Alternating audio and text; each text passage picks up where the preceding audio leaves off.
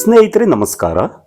ನೀವಿಲ್ಲಿ ನೋಡ್ತಾ ಇರೋದು ಸಾಗರದಲ್ಲಿರುವ ನಿವೃತ್ತ ಪ್ರಾಧ್ಯಾಪಕ ಪಿ.ವಿ. ಸುಬ್ರಾಯ ಮತ್ತವರ ಉಪನ್ಯಾಸಕಿ ಪತ್ನಿ ವೃಂದಾ ಹೆಗಡೆ ಅವರ ಪರಿಸರ ಸ್ನೇಹಿ ಮನೆಯನ್ನು. ಇದರ ಸೊಗಸಾದ ವಿನ್ಯಾಸ ಹಾಗೂ ಆಕರ್ಷಕ ನಿರ್ಮಾಣದ ಹಿಂದೆ ಮಲೆನಾಡಿನ ತೀರ್ಥಹಳ್ಳಿಯ ದೈತ್ಯ ಪ್ರತಿಭೆಯ ವಾಸ್ತು ವಿನ್ಯಾಸಗಾರ, ಆಯಾಮ ಸಂಸ್ಥೆಯ ರೂವಾರಿ ಶ್ರೀಧರ್ ಕಲ್ಲಹಳ್ಳ ಅವರ ಕೌಶಲ್ಯವಿದೆ. 22 ವರ್ಷಗಳ ಹಿಂದೆ ನಿರ್ಮಿಸಿದ ಈ ಮನೆಯ ವಿನ್ಯಾಸ ಇಂದಿಗೂ ಪ್ರಸ್ತುತ. ಹಾಗೆಯೇ ನೈಸರ್ಗಿಕ ಸಾಮಗ್ರಿಗಳನ್ನು ಬಳಸಿ ನಿರ್ಮಿಸಿದ ಕಟ್ಟಡಗಳ ಸೊಬಗು ಕಾಲಾತೀತ ಎಂಬುದಕ್ಕೆ ಸಾಕ್ಷಿಯಂತಿದೆ ಬಸದಿ ಎಂಬ ಹೆಸರಿನ ಈ ಮನೆ. ಸಣ್ಣ ಊರುಗಳಲ್ಲಿ ಎಲೆಮರೆಯ ಕಾಯಿಯಂತೆ ಸೇವೆ ಸಲ್ಲಿಸುತ್ತಿರುವ ವಾಸ್ತು ವಿನ್ಯಾಸಗಾರರನ್ನು ವೈಡ್ ಆಂಗಲ್ ವೀಕ್ಷಕರಿಗೆ ಪರಿಚಯಿಸುವ ನಿಟ್ಟಿನಲ್ಲಿ ಒಂದು ಹೆಜ್ಜೆ ಇಂದಿನ ಹೋಮ್ ಟೂರ್. ವೈಡ್ ಆಂಗಲ್ನ ಈ ಹೊಸ ಎಪಿಸೋಡಿಗೆ ನಿಮಗೆ ಸ್ವಾಗತ ಗೆಳೆಯರೇ. ಮುಂದುವರಿಯುವ ಮುನ್ನ ದಯವಿಟ್ಟು ವೈಡ್ ಆಂಗಲ್ಗೆ ಸಬ್ಸ್ಕ್ರೈಬ್ ಮಾಡಿ ನೋಟಿಫಿಕೇಶನ್ಗಾಗಿ ಬೆಲ್ ಬಟನ್ ಒತ್ತಿ.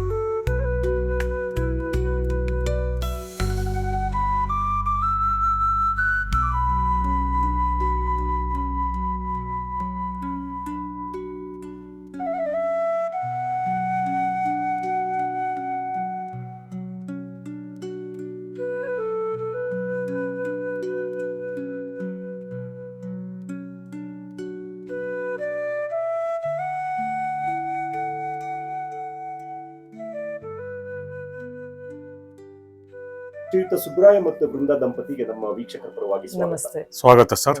ನಮಸ್ಕಾರ, ಬನ್ನಿ. Thank you so much. ಈಗ ನಮ್ಮ ವೀಕ್ಷಕರಿಗೆ ತಮ್ಮದೊಂದು ಸಣ್ಣ ಪರಿಚಯ ಮಾಡ್ತೀನಿ.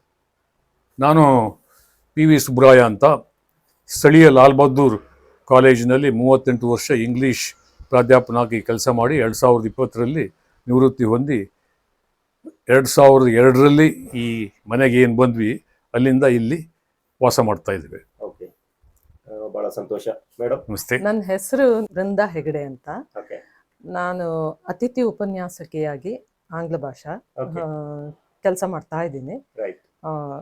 ಮೊದಲಿಂದನೂ ಅದೇ ಕೆಲಸ, ಈಗಲೂ ಅದನ್ನ ಕಂಟಿನ್ಯೂ ಮಾಡ್ತಾ ಇದ್ದೀನಿ. ಇಬ್ರು ಕೂಡ ಇಂಗ್ಲಿಷ್ ವಿಭಾಗದಲ್ಲಿ ಪ್ರಾಧ್ಯಾಪಕರಾಗಿ ಉಪನ್ಯಾಸಕರಾಗಿ ಕೆಲಸ ಮಾಡಿರೋದು. ಹೌದು, ವೆರಿ ನೈಸ್. ಅವಳು ನನ್ನ ವಿದ್ಯಾರ್ಥಿ ಆಗಿದ್ಲು. ಪ್ರೇಮ ವಿವಾಹ ನಿಮ್ಮದು?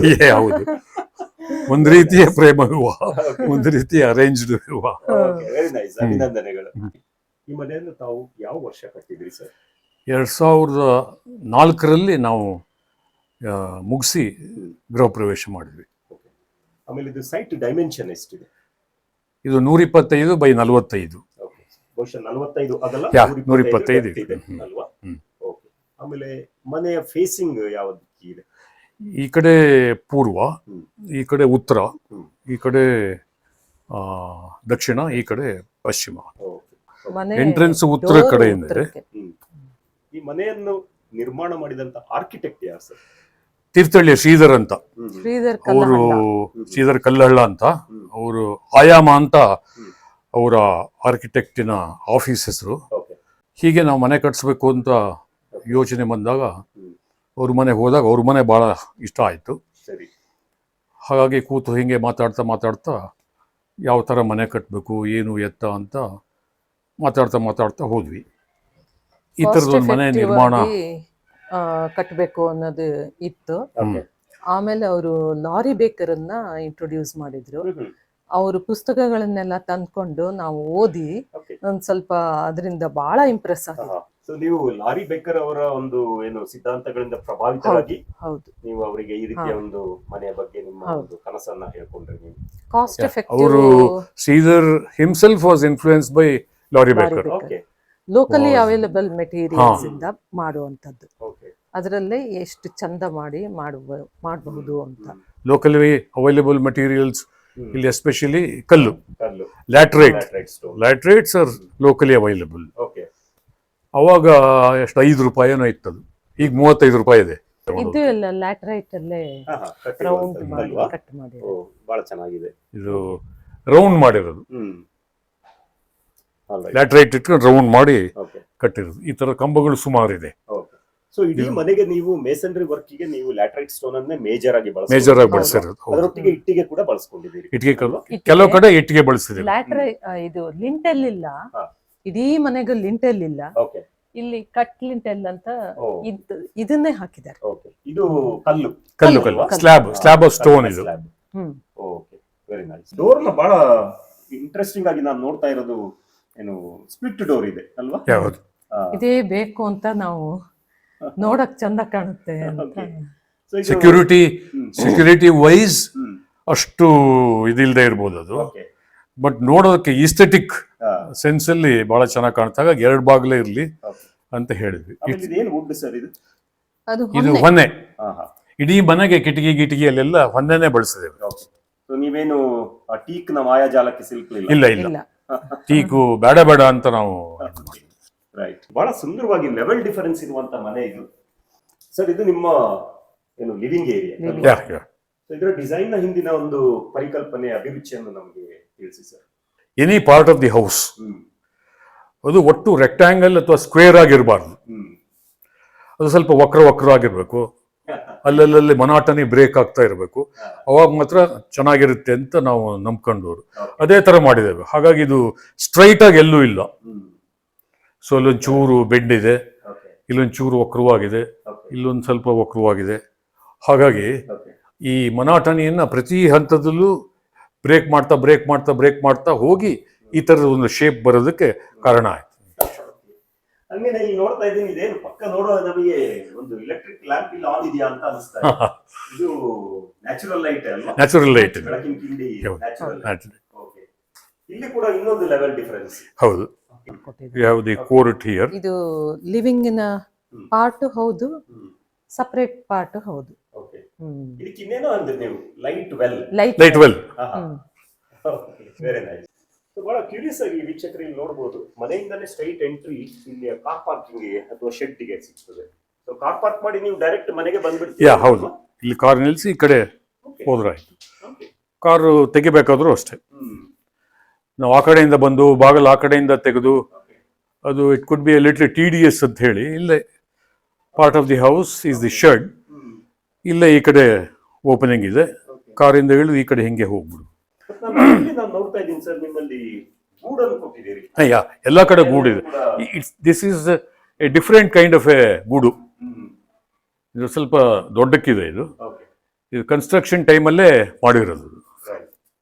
So works out to be quite cheaper also. Yeah ಇಲ್ಲಿ ನೀವು ಬೇರೆ ಒಂದು ಕಬೋರ್ಡ್ ಹಾಕೋದ್ ಬೇಡ, ಎಕ್ಸ್ಟ್ರಾ ಇದಾಗುತ್ತೆ. ಗೋಡೆ ಮೊಳೆ ಹೊಡೆಯೋದು ಬೇಡ, ಇದೆಲ್ಲ ತಪ್ಪಿಸ್ಬೋದು. ಇಲ್ಲೊಂದಿದೆ, ಇಲ್ಲೊಂದಿದೆ. ದಿಸ್ ಕೈಂಡ್ ಆಫ್ ಎ ಗೂಡು ಈಸ್ ಫೌಂಡ್ ಎವ್ರಿವೇರ್. ಆ ಥರ not only does it serve N aesthetic purpose, but also it's very convenient for us to keep things there and use them. This is the sit out. Okay, very nice. Oh, ಇಲ್ಲಿ ನಿಮಗೆ direct you are part of the garden. Yeah. Okay. You are almost sitting in the garden. ನಿಜ. All seasons. This is a place which I think is the best place for us to sit and chat, sit and chill out and so on. Shridhar ಅವರ concept, Laurie Baker ಅವರ ಕಾನ್ಸೆಪ್ಟಲ್ಲೂ ಇದೆಲ್ಲ ಇದೆ. ಅಂದ್ರೆ outside and the inside of the house should be connected. ಅಂದ್ರೆ ಹೊರಗಡೆ ಮತ್ತೆ ಒಳಗಡೆ ಮಧ್ಯೆ ಒಂದು ಅನುಸಂಧಾನ ಯಾವಾಗಲೂ ಸಾಧ್ಯ ಆಗಿರ್ಬೇಕು ಅಂತ ಅವ್ರು ಹೇಳ್ತಾ ಇರ್ತಾರೆ. ಮತ್ತೊಂದು ವಿಶೇಷ ಇವ್ರದ್ದು ಅಂದ್ರೆ ಯಾವ ಕಿಟಕಿ ಹೊರಗಡೆ ಸಜ್ಜ ಇಲ್ಲ. ನೀವು ಗಮನಿಸಿರ್ಬೋದು. ಅದು ಎಲ್ಲರೂ ಕೇಳ್ತಿದ್ರು ಇರ್ಸ್ಲು ಬರುತ್ತಾ ಅಂತ. ಇಲ್ಲ, ಆರ್ಕಿಟೆಕ್ಚರ್ ವಾಸ್ತು ಅಂದ್ರೆ ಅದನ್ನು ಉಪಯೋಗಿಸಿದ್ದಾರೆ. ಎಲ್ಲೂ ಇರ್ಸ್ಲು ಹೊಡೆಯೋದು, ಒಳಗಡೆ ನೀರ್ ಬರೋದು ಆ ತರದ್ದು ಆಗಲ್ಲ. ಎಲ್ಲೂ ಸಜ್ಜ ಹಾಕಿಲ್ಲ. ಅದೇ ರೀತಿಯಲ್ಲಿ ಕಟ್ಟಿದ್ದಾರೆ ಮನೆ. ನೆಲಕ್ಕೆ ನೀವು ಏನ್ ಬಳಸಿರೋದು? ಇದು ಕಡಪ ಕಡಪ ಕಡಪ ಅಥವಾ ಆಂಧ್ರ ಮಾರ್ಬಲ್ ಅಂತ ಹೇಳ್ತಾರೆ. ಮಾರ್ಬಲ್ ಅಂತ ಹೇಳ್ತಾರೆ. ಇದು ಮನೆ ಬಹಳ ತಣ್ಣಗಿರಕ್ಕೆ ಇದು ಒಂದು ಕಾರಣ. ಹೌದು, ಬಹಳ ತಣ್ಣಗಿರುತ್ತೆ. ಇಂಟ್ರೆಸ್ಟಿಂಗ್ ಆಗಿದೆ ಎಸ್ಥೆಟಿಕಲಿ ಮತ್ತೆ ಫಂಕ್ಷನಲಿ. ಇದು ಬಹಳ ಅದ್ಭುತವಾದ ವಿನ್ಯಾಸ ಅಂತ ಅನ್ಕೊಂಡು ನಾನು. ಇದ್ರ ಬಗ್ಗೆ ಸ್ವಲ್ಪ ಮಾಹಿತಿ ಕೊಡಿ. ಇದು ಅಂದ್ರೆ ಬಿಸಿ ಗಾಳಿ ಎಸ್ಕೇಪ್ ಆಗೋದಕ್ಕೆ ಬಹಳ ಒಳ್ಳೆಯ ವೆಂಟಿಲೇಷನ್ ಇದೆ.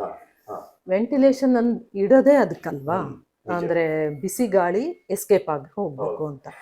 ಇದು ಅಲ್ಲಲ್ಲಿ ಎಲ್ಲ ಕಡೆ ಇಟ್ಟಿರೋದ್ರಿಂದ ನಮಗೆ ಕೂಲ್ ಆಗಿ ಇರುತ್ತೆ ಮನೆ, ನೋಡೋದಕ್ಕೂ ಚಂದ ಕಾಣುತ್ತೆ. ಸೊ ನಾನು ಇಂಟ್ರೆಸ್ಟಿಂಗ್ ಆಗಿ ನೋಡ್ತಾ ಇರೋದು ಅಲ್ಲಲ್ಲಿ ಗೂಡನ್ನ ನೀವು ಕೊಟ್ಟಿದ್ದೀರಿ ಮತ್ತು ಆ ಗೂಡ್ನಲ್ಲಿ ಬುದ್ಧನ ತತ್ವಗಳನ್ನ ನಾನು ಫಾಲೋ ಮಾಡ್ತೀನಿ. ಆಕ್ಚುಲಿ ನನಗೆ ಬುದ್ಧಿಸ್ಟ್ ಆಗ್ಬೇಕು ಅನ್ನೋದೇ ನನ್ನ ಅಂತಿಮ ಆಸೆ ಅನ್ನೋದು ಅನ್ಬೋದು. ಕನ್ವರ್ಟ್ ಆಗಬೇಕು ಅಂತಲೂ ನನಗೆ ತುಂಬ ಅನಿಸ್ತಾ ಇತ್ತು.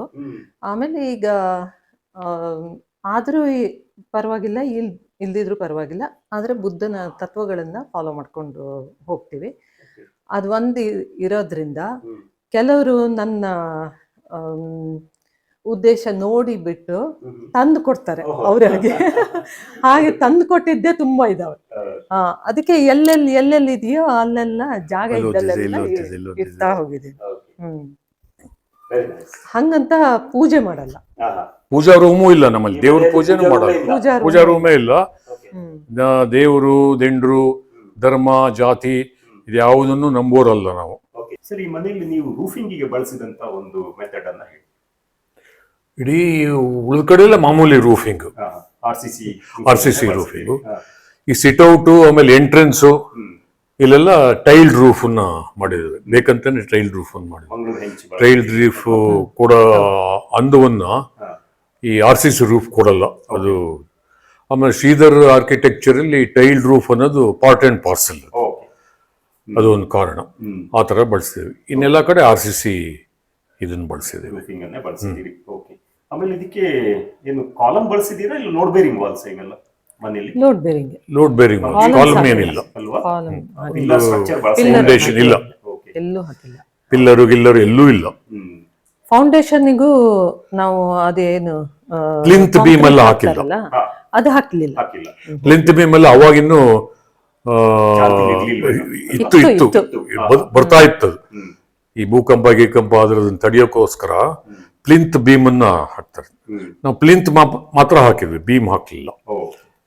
ಒಳಗೆ ಮಾಮೂಲಿ ಕೆಳಗೆ ಕಲ್ಲು, ಸೈಜ್ ಗಲ್ಲು, ಮರಳು, ನೀರು ಹಾಕಿ ಫೌಂಡೇಶನ್. ಶ್ರೀಧರ್ ಏನ್ ಹೇಳಿದ್ದು ಅಂದ್ರೆ, ಭೂಕಂಪ ಆದ್ರೆ ಅದು ಪ್ಲಿಂತ್ ಬೀಮ್ ಹಾಕಿ ಮಾಡಿದ್ರೆ ಇಡೀದು ಬಿದ್ದೋಗುತ್ತೆ, ಸ್ಟ್ರಕ್ಚರ್ ಬಿದ್ದೋಗುತ್ತೆ, ಒಂದಕ್ಕೊಂದು ಕಂಟಿನ್ಯೂ.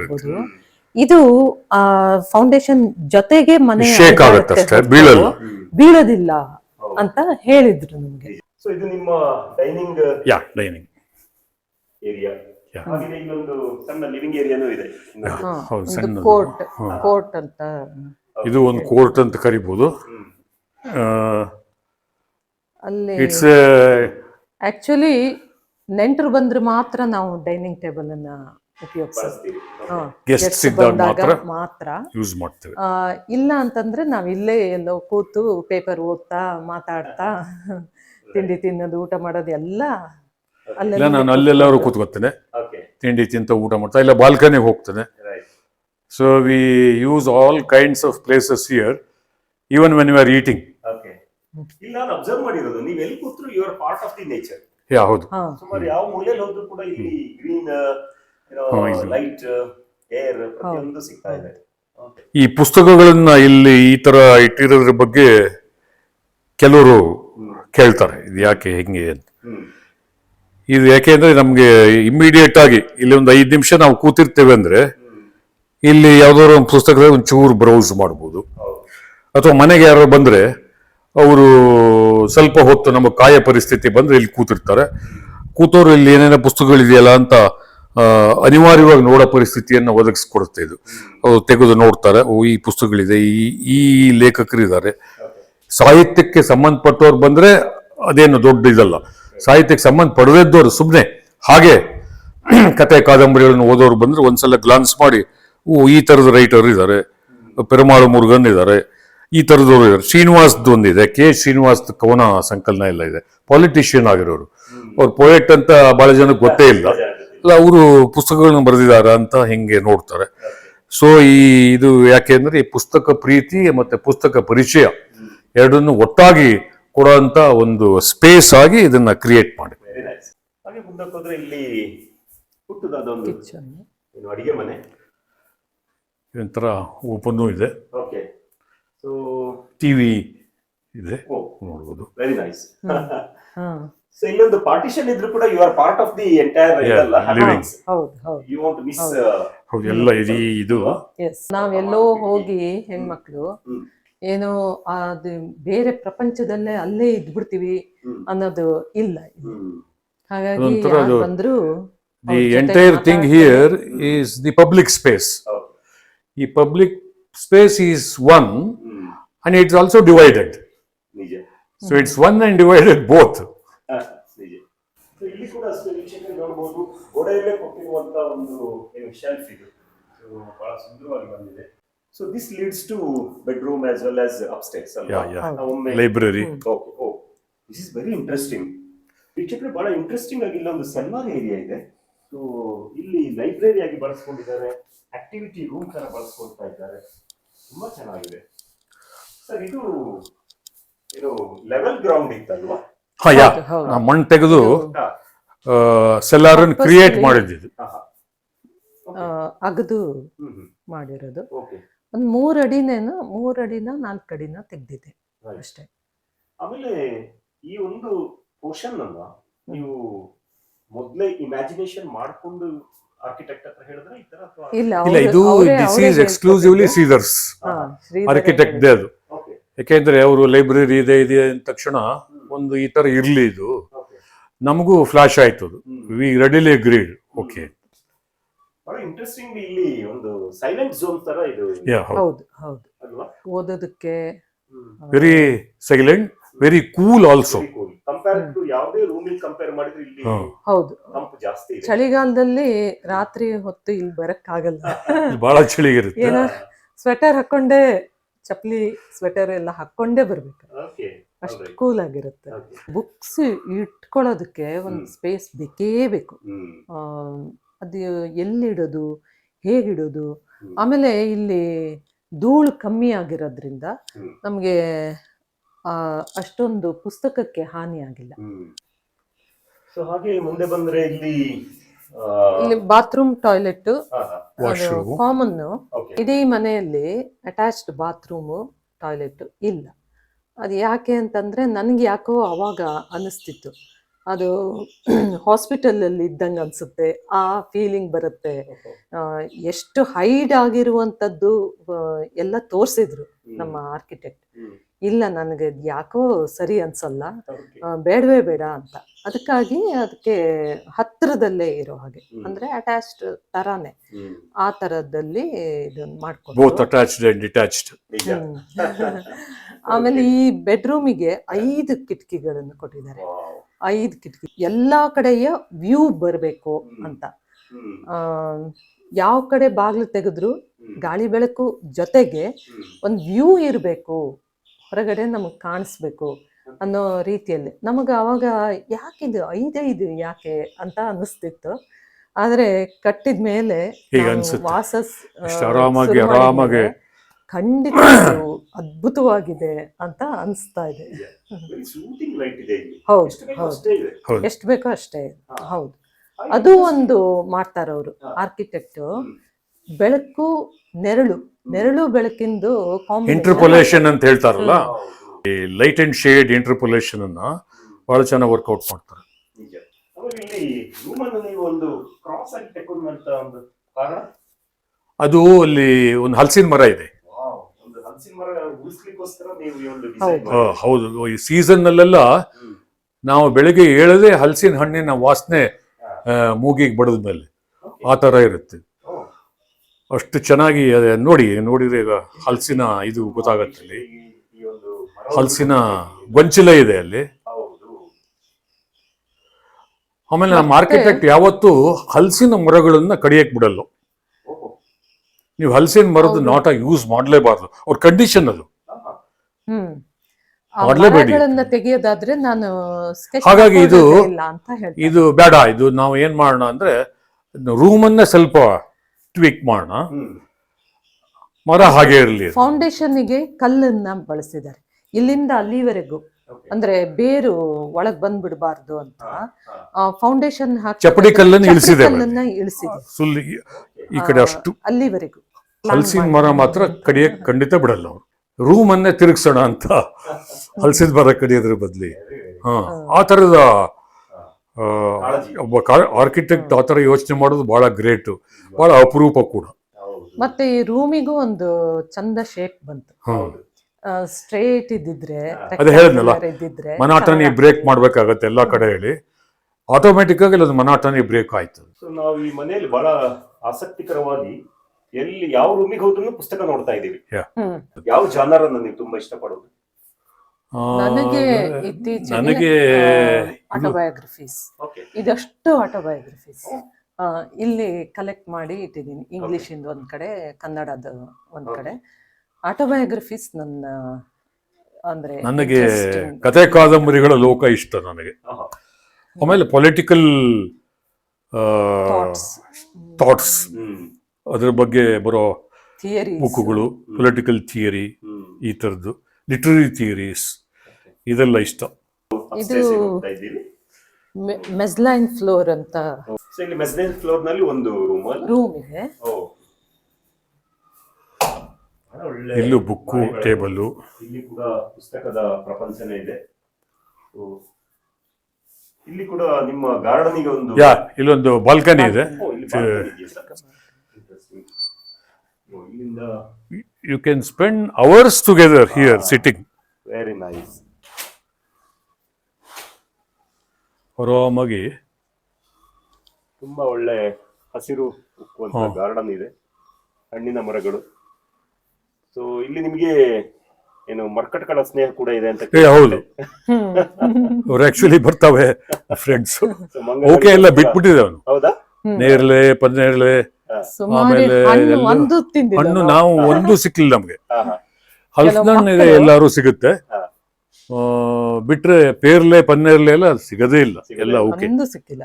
ವಾರ್ಡ್ರೋಬ್ ಹೊರಗಡೆ ಸ್ಟೀಲಿಂದ ಬಾಗ್ಲು, ಒಳಗೆ ಕಡಪ ಕಲ್ಲಿಂದನೇ ಮಾಡಿರೋದು. ಹಾಗಾಗಿ ಇದು ಬಹಳ ಚೀಪ್ ಆಗಿ ವರ್ಕೌಟ್ ಆಗುತ್ತೆ.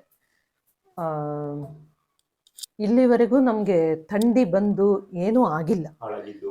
ಪೇಪರ್ ಮಾತ್ರ ಹಾಕಿದ್ದೀನಿ. 20 ವರ್ಷ ಆದ್ರೂ ಥಂಡಿ ಬಂದು ಬಟ್ಟೆ ಹಾಳಾಗೋದು ಅಂತದ್ದೇನು ಆಗಿಲ್ಲ.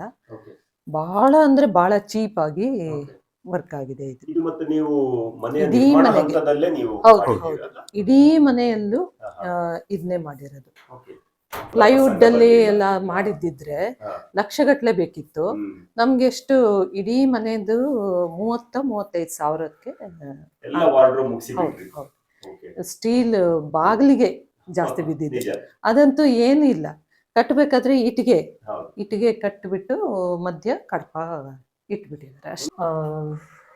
4 ಫ್ಲೋರ್ಗಳಿದಾವೆ. ಒಂದು cellar, ground floor, mid level, first floor. ಇದು first floor. So first floor ಆದ್ರೂ ಈ ಮನೆಯಲ್ಲಿ ಒಟ್ಟು 4 floor. It's a 4 floor house. Okay, ನಿಜ. ಸೊ ಬಹಳ ವಿಶಾಲವಾದಂತ ಹಾಲ್. ಹಾಗೇನೆ ಒಂದು ಬೇರೆ ವಿಂಡೋ ಕೂಡ ಇದೆ ಇಲ್ಲಿ ನೋಡಬಹುದು. ನಾವು ಆಗಾಗ ನಮ್ಮ ಲೈಕ್ ಮೈಂಡೆಡ್ ಪೀಪಲ್ ಎಲ್ಲ ಸೇರಿಕೊಂಡು ಪಾಲಿಟಿಕ್ಸ್ ಬಗ್ಗೆ, ಲಿಟ್ರೇಚರ್ ಬಗ್ಗೆ ಅದು ಇದು ಡಿಸ್ಕಸ್ ಮಾಡ್ತಾ ಇರ್ತೀವಿ.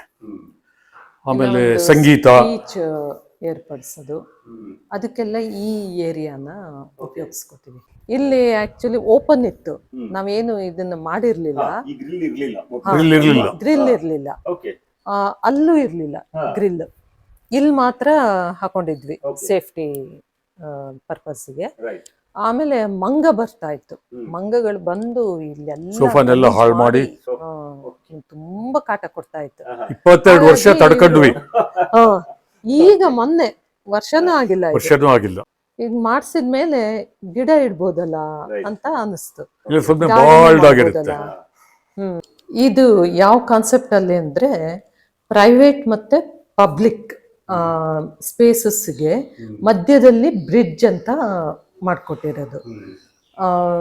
ಆ ಕಡೆ ಕೆಳಗಡೆನು ಲಿವಿಂಗು ಮತ್ತೆ ಕಿಚನ್ನು ಪಬ್ಲಿಕ್ ಸ್ಪೇಸ್ ಅಂತಾನೆ ಹೇಳ್ತಾರೆ.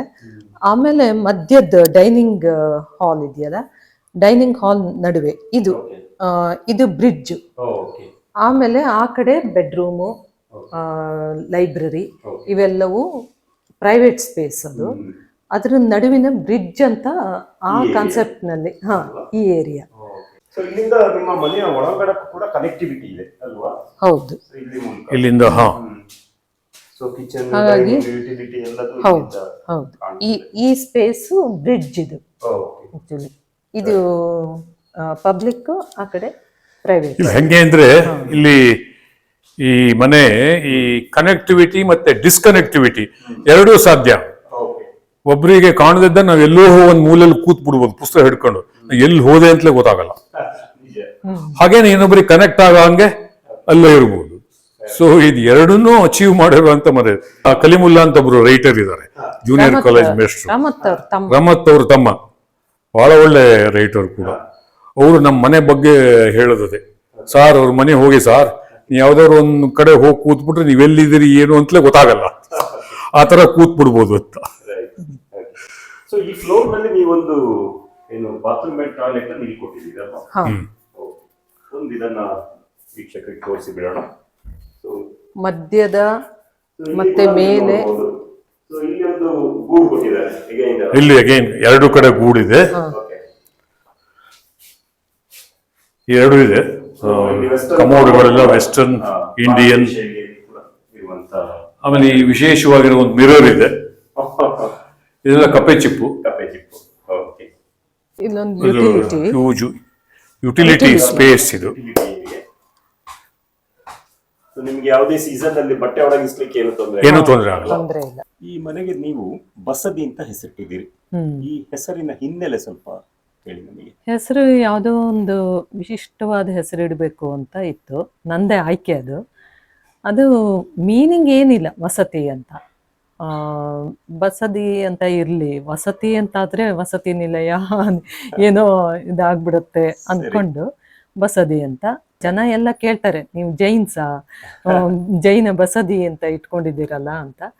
ಅದೊಂದು ಮನೆ ಅಂದ್ರೆ ಒಂದು ದೇವಾಲಯ, ದೇವ್ರು ಅಂತ ನಾವು ಬೇರೆ ಇಟ್ಕೊಂಡಿಲ್ಲಲ್ಲ, ಇಡೀ ಮನೆನೇ ದೇವಾಲಯ, ಎಲ್ಲ ಕಡೆನೂ ದೇವ್ರಿದ್ದಾರೆ.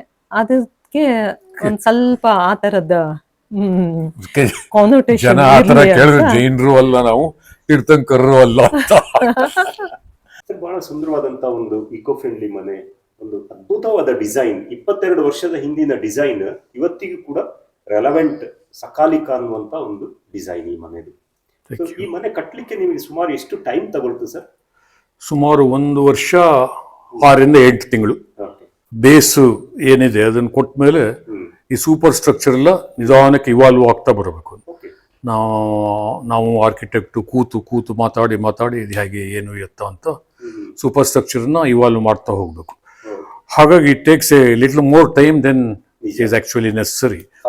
ಇದರ ನಿರ್ಮಾಣಕ್ಕೆ ನಿಮಗೆ ತಗುಲಿದ ವೆಚ್ಚ ಎಷ್ಟು ಸರ್? ಸುಮಾರು ಎಲ್ಲ ಮುಗಿಯ ಅಷ್ಟೊತ್ತಿಗೆ ಸುಮಾರು 10 ರಿಂದ 11 ಲಕ್ಷ ಅಷ್ಟೇ. 10 ರಿಂದ 11 ಲಕ್ಷ ಕಾಂಪೌಂಡ್ ಸೇರಿ ಬಹಳ ಅನ್ಬಿಲೀವೇಬಲ್ ಅಂತಾರಲ್ಲ, ಈಗಿನ ಕಾಲಕ್ಕೆ ನೋಡಿದ್ರೆ ಕಾಂಪೌಂಡ್ ಸ್ವಲ್ಪ ವಿಶೇಷವಾಗಿ ಕಟ್ಸಿದ್ದೇವೆ. ಹಾ. ಈ ಲ್ಯಾಟ್ರೈಟ್ ಬಳಸಿದ್ದೇವೆ. ಹಾ. ಅದನ್ನ ಹಾಫ್ ರೌಂಡ್ ಮಾಡಿ ಓಕೆ ಇಟ್ಟಿದ್ದೇವೆ ಮೇಲೆ. ಕಾಲಮ್ಸ್ ಕಾಲಮ್ಸ್ ಮಾಡಿದ್ದೇವೆ. ಹಾಫ್ ರೌಂಡ್ ಮಾಡಿ ಕಾಲಮ್ಸ್ ಮಾಡಿ ಮೇಲೆ ರೈಟ್ ಆ ಕಾಂಪೌಂಡಿನ ಮೇಲಿನ ಭಾಗ. ರೈಟ್ ಇಂಥ ಒಂದು ಅಪೂರ್ವ ಮನೆಯನ್ನು ನಮ್ಮ ವೀಕ್ಷಕರಿಗೆ ಹೋಮ್ ಟೂರ್ಗೋಸ್ಕರ ತೆರೆದಿಟ್ರಿ. ನಮ್ಮ ವೀಕ್ಷಕರ ಪರವಾಗಿ ನಿಮಗೆ ಧನ್ಯವಾದಗಳು. ಧನ್ಯವಾದಗಳು Thank ಸರ್. you. Thank ನೀವು you. ಬಂದು ನಮ್ಮ ಜೊತೆ ಕಾಲ ಕಳೆದಿದ್ದಕ್ಕೆ ತುಂಬಾ ಧನ್ಯವಾದಗಳು. Pleasure. Thank you so much.